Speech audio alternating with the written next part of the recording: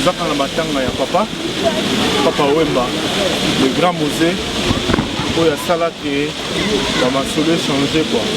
ke tozalaka ye moko bien coiffé, bien rasé, bien parfumé, eza papa moto akoyeni yango aza te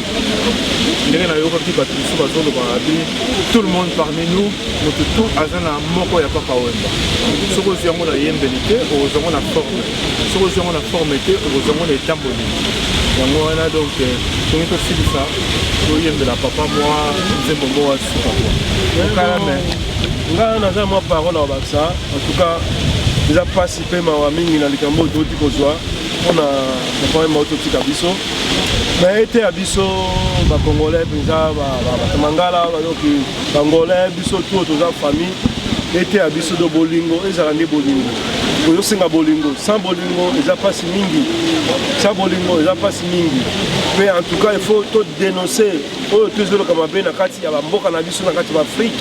to dénoncer yango do ete ba ministère na biso tu oyo batikali en tout cas tozala bolingo peut-être bakodénoncer oyo mpe baza komona mpasi quoi.